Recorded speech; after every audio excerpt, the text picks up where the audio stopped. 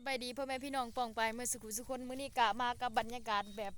ธรรมศาสตร์ลีทุกคนเห็นวันนี้ธรรมศาสตร์งามงามเลยเนี่ยตาเวนเพิ่มสิตกดินเลยเฮาสิไปเบิ่งเนาะอีแม่ตอนนี้กับอีแม่กำลังแบบห้องเอาอันมาร์กไอ้ยังวะทุกคนเอามักม่วงเนาะห้องมักม่วงแล้วก็เห็นบ่งัวนี่เราก็ห้องเนาะมันจะกินอยู่พูนเลยอีแม่ละห้องนะห้องมันมาน่ะทุกคนมันมาเองเนี่ยมันกำลังหยุดอย่างไง ดูดิทุกคนงัวเอียนี่เนี่ยเห็นป่ะผู้เจ้าห้องแล้วมันกำลังยืดมาเลยทุกคนเห็นไหมผู้เจ้าอยู่ห้องอยู่หันเนาะเดี๋ยวมันสิลั่งมาเองนะ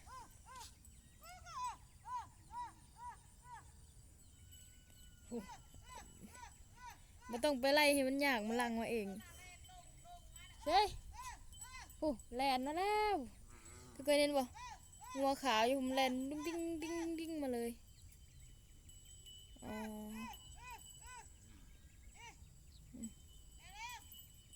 คักเนาะแม่คักเนาะมันแลนมาเองก็ต้องไปหาอะไรยังไงนี่นะเห็นไหมทุกคนเอาเบไปเลยเห็นป่ะเห็นไหมทุกคนแลนมาเลยน่ะผู้เจ้ากะแย่กับสีหงอยู่ประมาณนี้แล้วทุกคนธรรมชาติสวยจริงๆค่ะเฮ้ยลากยืดมาเลยแลนมาเลยสีขาว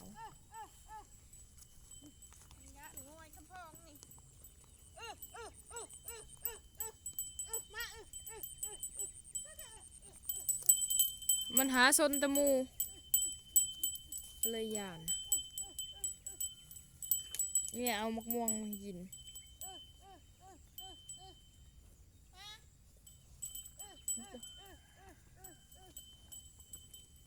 ห้องแล้วก็มาเองทุกคนหูจักความบ่งัวน้องเอียงนะ กับท้องฟ้าบรรยากาศทุกคนฝนตกหากระเซ้าแล้วก็ท้องฟ้าเป็นแบบนี้เลยบรรยากาศดีนะทุกคนเนาะกราบขอบใจหลายเด้อทุกคนผู้ใหญ่ที่ซัพพอร์ตเนาะมาเบิ่งบรรยากาศน้องเอียงกับพาทุกคนมาเลาะเบิ่งเงิน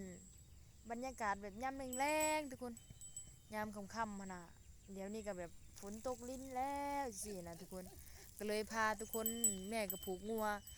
มันมาเองทุกคนเอาแบบเอามะม่วงมาให้มันกินแน่มันบอกมันนำหลังเราไปนะมันก็กินมะม่วงกินเอาคักเนาะงัวนกเอียงกับสีประมาณเนี้ยมีตัวสวยๆธรรมศาสตร์คักกะหลีทุกคนเห็นเนาะธรรมศาสตร์แบบสุดยอดแหงมาดูคุณแม่นะคะคุณลูกก็ยืนดูคุณแม่ก็ผูกงัวไปพมแต่ห้องมันก็มาเองทุกคนเลย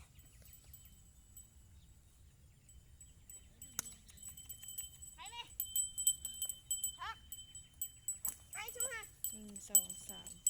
4ตัวน้อยนู่นเลย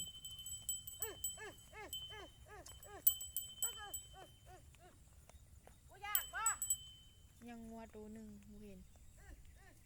ยังอีกงัวตัวหนึ่งทุกคนไอ้หน้าเสื้อนะอย่างนี้แหละทุกคนรักงัวให้ผูกรักลูกให้ตีว่าสัน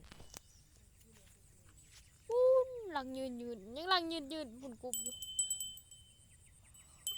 กินมักม่วงฝนตกแล้วก็มักม่วงล้นนะทุกคนแล้วมันก็แล่นไปกินมักม่วงกันนะมึงบรรยากาศหยาปงอ่อนนี่ฝนตกใหม่ทุกคน